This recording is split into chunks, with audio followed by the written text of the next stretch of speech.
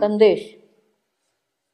युधिष्ठिराचे सांत्वन करण्याच्या मुख्य हेतूने आणि त्याचे दुःख व यातना कमी व्हाव्यात म्हणून मार्कंडेय ऋषी त्याला सावित्रीची कथा सांगतात. द्यूतात त्याने आपले राज्य गमावलेले असते आणि त्यामुळे 12 वर्षे वनवास व 1 वर्ष अज्ञातवास भोगायची पाळी पांडवांवर येते. क्षात्रतेज हरवलेले व निर्वासित झालेले पांडव व त्यांची पत्नी द्रौपदी हे आपल्या वाट्याला आलेले सर्व भोग भोगायला तयार असतात, पण एवढ्याने त्यांची पाठ संकटाने सोडलेली नसते. वनात असताही नाही. त्यांचे कट्टर शत्रू पांडवांना सतत पीडा देतच असतात व त्यांचा पाठलाग करीत असतात.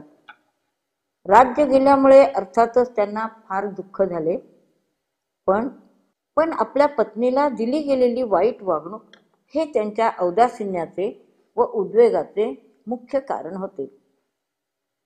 एखाद्या स्त्रीची बेअब्रू होत असता शंडपणे व अगतिकतेने ते पाहत बसण्याची पाळी नीतिमान पुरुषांवर येणे यापेक्षा अधिक अपमानास्पद ते काय? अशा विषादपूर्ण मनस्थितीत असता युधिष्ठिराला मार्कंडेय ऋषी भेटतात. तो त्यांना अशी विचारणा करतो की निष्कलंक आणि सद्गुणी असूनही द्रौपदीसारखे आत्मक्लेश जिला सहन करावे लागले अशी एखादी तरी स्त्री तुमच्या पाहण्यात आहे का? मार्कंडेय ऋषी सावित्रीची कथा काही केवळ एक मिळते जुळते उदाहरण देण्यापुरती म्हणून सांगत नाहीत. ते स्त्रीत्वाचा आदर्श उद्घोषित करतात आणि धर्मनिष्ठ वर्तनाने जीवनातील कोणत्याही परिस्थितीतून कसा योग्य मार्ग काढता येतो याचे विवेचन करतात. सावित्रीचे प्रगाढ दुःख अखेर आनंदात परिवर्तित होते. निस्सीम भक्तीने व पतीसाठी अपरंपार क्लेश सहन करून ही पतिव्रता त्याला कालदोषापासून तर सोडवतेच, पण दोन्ही कुळांचा उद्धार करते. आपले सद्गुण व निष्कलंक चारित्र्य यामुळे द्रौपदी ही पांडवांचा भाग्योदय घडवून आणेल असा दिलासा मार्कंडेय ऋषी देतात. पांडवांचे दुःख आणि क्लेश कमी करणे हा मार्कंडेय ऋषींच्या कथनाचा निकडीचा हेतू दिसतो, पण ऐहिक सामाजिकतेपासून प्रगाढ अतींद्रिय आध्यात्मिक स्तरापर्यंत विविध पातळ्यांवरही संकेत दिले.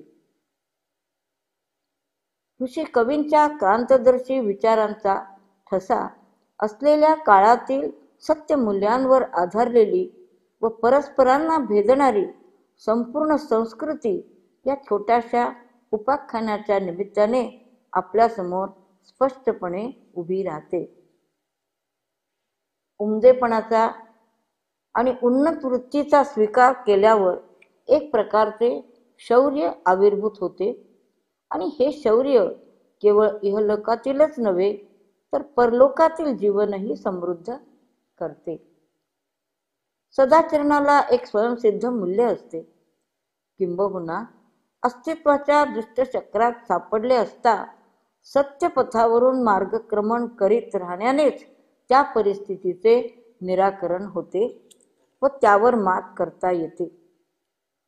थोर पुरुषांनी हाच मार्ग चोखाळला आहे आणि इतरही जणांसाठी सुनिश्चित व सुरक्षित करून ठेवला आहे. आपल्या आदर्शांवरील व तत्वांवरील निष्ठा व त्यातील शक्ती यावर भरोसा ठेवूनच ते जीवनातील दुःखी व दुर्दैवी परिस्थितीला सामोरे गेले. आपल्या कृतीने त्यांनी निसर्गाच्या योजनेतील एक सकारात्मक उपलब्धी निश्चित केली. चैतन्याची प्रभा वर्धिष्णू करण्यासाठी त्यांनी एक नवीन सबल भूमी पादाक्रांत केली. अशा पथप्रदर्शकांना व नेत्यांना जाणून घेणे म्हणजे देखील त्यांच्या नेतृत्वाखाली निर्धोक मार्गक्रमण करण्यासारखेच आहे. असे दिसते की युधिष्ठिराचा धर्माच्या सामर्थ्यावरील निश्चित आणि दृढ विश्वास काहीसा डळमळीत झाला होता व त्या विषण्ण मनस्थितीत सतसत विवेक बुद्धी पेचात सापडण्यासारखी परिस्थिती निर्माण झाली होती. जगाची क्रूर करणी द्रौपदीसारख्या प्रगल्भ व उमद्या स्वभावाच्या सदाचरणी स्त्रीच्या नशिबी कशी आली या विचाराने तो चक्रावून गेला. द्रौपदी जरी यज्ञवेदीतून जन्माला आली असली तरी तिला काळाच्या व नियतीच्या निसर्गक्रमात जखडून टाकले जात असल्याचे दिसत होते. तिच्या हातून कधी प्रमाद घडला नव्हता आणि दुर्गुणांपासून तर ती मुक्तच होती. ती कधीही कुणाशीही वावगे वाकली नव्हती आणि स्वार्थीपणाचा तिच्या काही लवलेसही नव्हता. यज्ञातील अग्निशिखेप्रमाणे ती निष्कलंक होती. ब्राह्मण, ज्ञानी, विद्वान, थोर वृत्तीच्या व पवित्र व्यक्तिमत्वांचा ती आदर सत्कार करी व त्यांना आपली सेवा अर्पण करी. मग तिच्या नशिबी अशा यातना का? युधिष्ठिराच्या मनात खरे तर हाच प्रश्न होता, पण त्याने तो वेगळ्या शब्दात मांडला. द्रौपदीसारखे दुःख जिच्या वाट्याला आले, तिच्या इतक्या संकटांना तोंड देण्याची पाळी जिच्यावर आली आहे, सरळ मार्गी व धर्मनिष्ठ असताही जिच्यावर दुःख व वेदना यांचे आघात झाले आहेत, अशी एकतरी स्त्री मानवजातीच्या संपूर्ण इतिहासात पाहण्यात येते का, अशी पृच्छा युधिष्ठिराने केली. उत्तरादाखल मार्कंडेय मुनींनी जी कथा सांगितली त्यात युधिष्ठिराच्या दुःखभोगाचे शांतवन करण्याबरोबरच जीवनाच्या संघर्षात अखेर धर्माचाच कसा विजय होतो हे दाखविण्यावर भर आहे. हा मुद्दा स्पष्ट करण्यासाठी सावित्रीची कथा एक उदाहरण म्हणून सांगितली गेली आहे. तिचे दुःख हे जणू साऱ्या जगतातील दुःखाचे प्रतीकात्मक सत्व आहे. तिने आपला पती म्हणून सत्यवानाची निवड केली हे खरे, पण वर्षभरातच त्याचा मृत्यू ओढवणार असतो या घटनेने तिला पूर्वज्ञान तर तिचे असतेच, पण तरीही ती आपल्या निर्णयापासून परावृत्त होत नाही. दुसरा पती निवडण्याचा हितोपदेश जेव्हा पिता करतो तेव्हा आपल्या दृढ निश्चयाचा पुनरुच्चार करीत ती म्हणते, तो अल्पायुषी असो वा दीर्घायुषी, तो सद्गुणी असो वा नसो, एकदा मी त्याला आपला पती म्हणून मानले आहे आणि आता पुन्हा त्याबाबत मी दुसरा विचार करू शकत नाही. आधी एखाद्या गोष्टीचा मनोमन निश्चय करून कोणी एक व्यक्ती त्याला पक्के वाच्य स्वरूप देते व मग तो ठामपणे कृतीत आणते, तो मनोमन निश्चयच माझ्या दृष्टीने मला प्रमाण आहे. जीवन मृत्यूच्या इतर कोणत्याही लाभापेक्षा हा मनोमन निश्चय आपल्या अंतरात्म्याचा धर्म तिच्या दृष्टीने अधिक पवित्र आहे. सर्वोत्तम मार्गदर्शक तत्व म्हणून तो तिने हृदयाशी जतन करून ठेवला आणि त्यासाठी पडेल तो त्याग करावयास ती सिद्ध आहे. सावित्रीच्या विधानातील आध्यात्मिक मतितार्थ नारद मुनींच्या तात्काळ ध्यानात आला आणि ते राजाला म्हणाले, हे नरश्रेष्ठा, सावित्रीची जाण आणि निर्णय शक्ती दृढ व अविचल आहे. त्यापासून तिला कोणीही परावृत्त करू शकणार नाही आणि ती धर्माला सर्वतोपरी अनुसरूनच आहे. सत्यवानाशी विवाह करण्याच्या सावित्रीच्या निर्णयाला नारद मुनींनी मान्यता दिली आणि त्यांना शुभाशीर्वाद दिला.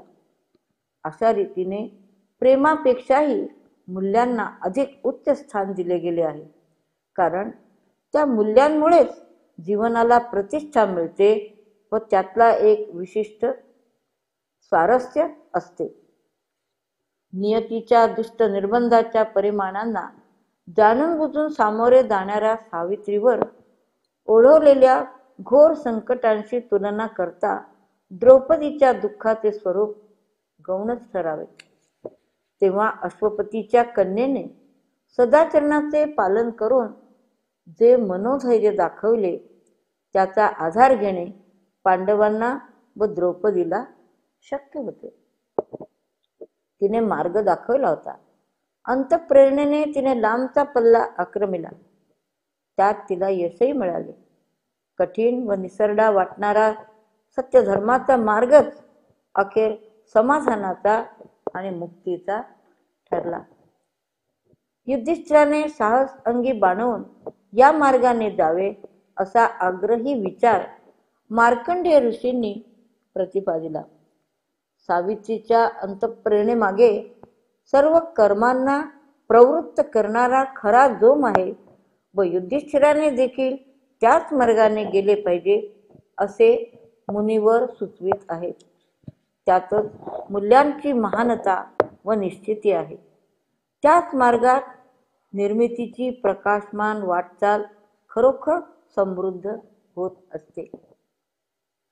समाजातील धुरीण व विचारवंत, ज्ञानी, विद्वान व शहाणीसुरती माणसे, स्मृतिकार, ऋषी व योगी आणि साक्षात देव देखील ही मूल्ये हे सदाचरण जीवनाच्या परिपूर्तीसाठी आवश्यक असलेली अंतःप्रेरणा प्रस्थापित करण्यासाठी प्रयत्नशील असतात. या प्रयत्नात प्रत्यही देवही सहभागी झाल्याने त्यांच्या यशाची हमी बऱ्याच प्रमाणात मिळू शकते. सत्यधर्माचे तेजस्वी पालक असलेले देव उच्चतर नियतीच्या प्रकाशात होत असलेल्या आत्म्याच्या प्रगतीला आधार देतात व त्यांना प्रोत्साहित करतात. या ऐहिक कल्याणातच त्यांचे स्वतःचे कल्याण असते. यासाठी धर्म प्रतिष्ठित करण्यास्तव मानव आणि देव यांच्यात समान बांधिलकी असते. अश्वपती राजाला संतती नसते. तो विविध यज्ञ करतो. तो कर्मकुशल आहे. राजाच्या कल्याणाचा त्याला सतत ध्यास असतो. तो दानशूर आहे. तो धर्मनिष्ठ आहे. आपल्या वासनांचे त्याने दमन केले आहे. तो क्षमाशील आहे आणि तो सत्यवचनी आहे. पण त्याला अपत्य नसते. धर्माच्या परिपूर्तीच्या मार्गातील ही एक मोठी त्रुटी आहे व म्हणून तिचे निराकरण झालेच पाहिजे. पुत्रप्राप्तीत वंशवृद्धीची हमी असते. या स्थितीत धर्माचरणातील कर्तव्याने विशुद्ध समाज व्यवस्था चिरस्थायी होऊ शकते. गुणसंपन्न वंश आणि वीरांचा समाज टिकवून धरणे हा सुशासनाच्या सामाजिक कळकळीचा विषय आहे व या परंपरेत खंड पडणार नाही हे त्यांचे कर्तव्य आहे. अन्यथा सारी समाज व्यवस्थाच कोलमडून पडेल. हा गृहस्थाश्रमाच्या आत्मगौरवाचा व परिपूर्तीचा विषय आहे. त्यामुळे तो जीवनात आपले श्रेष्ठत्व प्रस्थापित करतो. अपत्यप्राप्ती करून घेणे हा पुरुषार्थ आहे. खरे तर असे केल्याखेरीज त्याला वानप्रस्थाश्रमात पदार्पण करता येणार नाही. मृत्यूनंतर त्याचा अंत्यविधी मुलाच्या हातून पार पडावयास हवा, कारण त्याविना त्याला स्वर्गभूमीवर प्रवेश मिळणार नाही. वंशवृद्धी हा धर्माचाच एक भाग आहे. ईश्वराची प्रार्थना करताना प्राचीन ऋषीमुनी दीर्घायुष्याची, सुखसमृद्धीची आणि अपत्यप्राप्तीची अभिप्सा करीत. मुलाबाळांशिवाय पृथ्वीची समृद्धी अपूर्ण आहे असे ते मानत. समाजधारणेची आवश्यकता ध्यानात घेऊन देवसुद्धा सदाचरणी भक्तांना अशा तऱ्हेने वर देत. खरे तर या दोघात परस्परावलंबी संबंध आहेत. यज्ञातील आहुतीने देव वर्धिष्णू होतात आणि अशी आहुती देता आली म्हणून सदाचरणी समाजाचा वंश वाढला पाहिजे. यामुळे जीवनातील उच्चतर आकांक्षांचे चक्र गतिमान होत असते. 18 वर्षे वनात राहून अश्वपतीने घोर तपस्या केली. त्याने सावित्री यज्ञ केला आणि देवतेला प्रतिदिनी 1 लक्ष अर्घ्य प्रदान केले. यज्ञद्वारा एखाद्या इच्छेची व अभिक्षेची वरात परिणती होते. मुलासाठी अश्वपतीने केलेली इच्छा खरे तर उदात्त स्वरूपाची आणि उदात्त कार्यासाठीच होती. पवित्र यज्ञ अखंड चालू राहावा म्हणूनच ही याचना होती. शिवाय अधिक महत्वाचे हे की हा यज्ञ अपार भक्तीने प्रेरित झाला होता. या भक्तीमुळे देवी सावित्री प्रसन्न झाली. यज्ञाग्नीतून प्रकट होऊन तिने अश्वपतीशी संभाषण केले आणि उचित वर मागण्यास तिने सांगितले.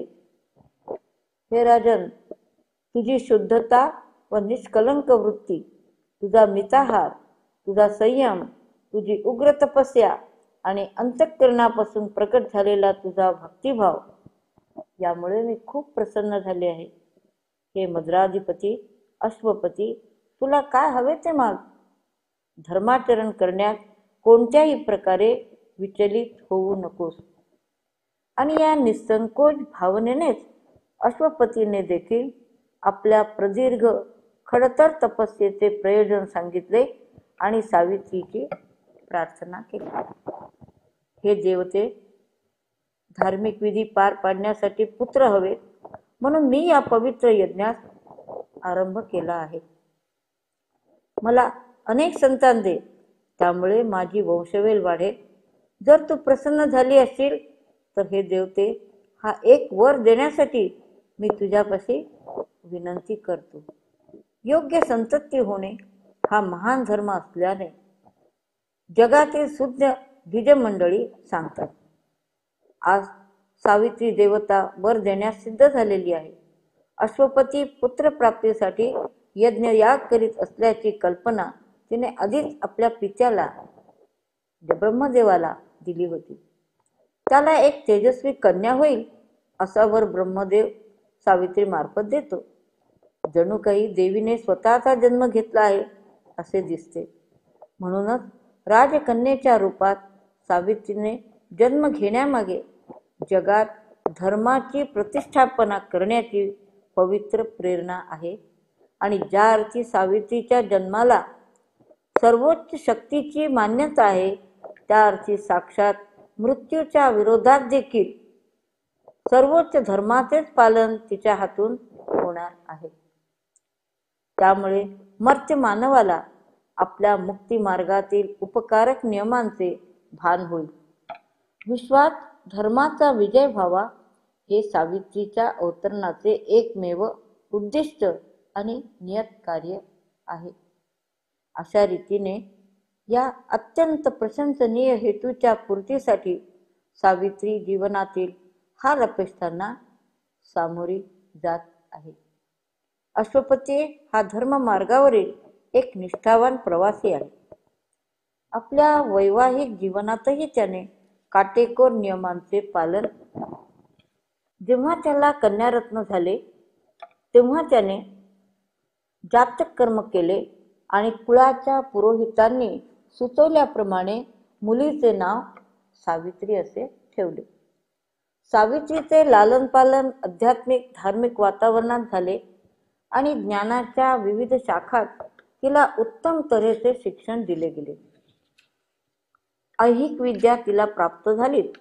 शिवाय ध्यान योगातही ती प्रवीण झाली. एकदा पर्वणी पूजा आटोपल्यावर सावित्रीने पित्यासाठी प्रसाद बरोबर घेतला व त्यांना देऊन ती आज्ञाधारकपणे त्यांच्या बाजूला उभी राहिली. पुढील प्रसंगी आपल्या जीवनसाथीचा शोध घेण्यासाठी तिने अनेक आश्रमांना भेटी दिल्या आणि ब्राह्मणांना आणि विद्वानांना संपत्तीचे दान केले. सत्यवानाच्या मृत्यूबाबत देवर्षी नारद मुनींनी केलेले भविष्य कथन ऐकल्यावर जेव्हा तिचे वडील तिला बरं संशोधनार्थ नव्याने प्रवासाला जाण्यास सुचवतात, तेव्हा धर्मशास्त्रातील विविध वचने उद्धृत करून सावित्री आपल्या मूळ निर्णयाशी ठाम राहिली. सासू सासरे जरी परांगदा अवस्थेत वनातील पर्णकुटीत राहत असले तरी लग्नानंतर तिने त्यांची अत्यंत प्रेमभावाने सेवा केली.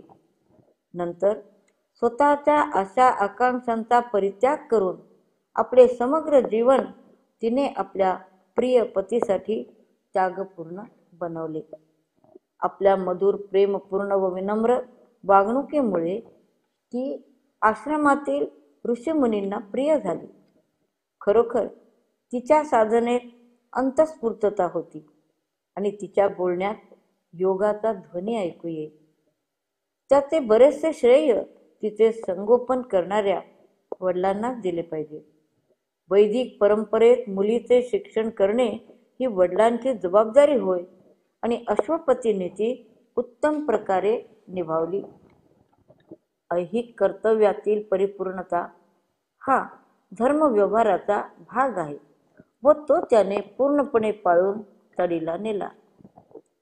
त्यामुळे एकूण जीवनालाच एक प्रकारची सर्वांगीण परिपूर्णता लाभते. सत्यवान सावित्रीचा विवाह लावून देण्याचा नारद मुनींनी दिलेला आदेश अश्वपतीने शिरोधार्य मानला. यावरून आपले गुरु व उपदेशक असलेल्या मुनिवर्यांबद्दल त्याच्या मनात किती मोठा आदर होता ह्याची प्रचिती येते. मृत्यूची नियतीकडून कल्पना दिली गेली असताही दिलेला शब्द पाळण्यासाठी प्रचंड मनोधैर्याची आवश्यकता असते. नियती अटळ आहे आणि धर्माच्या धर्मशील वृत्तीने तिचे परिणाम सहन केले पाहिजेत याची अश्वपतीला जाणीव आहे. जीवनातील अत्यंत प्रतिकूल परिस्थितीत देखील वडीलधाऱ्या गुरूंच्या शब्दाला प्रमाण मानण्याची अश्वपतीची कृती त्याच्या चारित्र्याच्या एका असाधारण अंगावर प्रकाश टाकते. धर्मात आणि उदात्त वर्तनातील मूल्यात श्रद्धेचे एक अप्रगट अधिष्ठान असते व त्यावरच संपूर्ण दृश्य इमारत उभी राहते. अश्वपतीत श्रद्धा असते आणि अखेर शेवट गोडच होईल असा त्याचा ठाम विश्वास असतो. धर्मापुढे नियती परिणामशून्य होईल आणि निर्णायक क्षणी देवर्षी नारद अनपेक्षितपणे राजाच्या भेटीला आल्याने शेवट गोडच होणार ह्याचा संकेत मिळतो.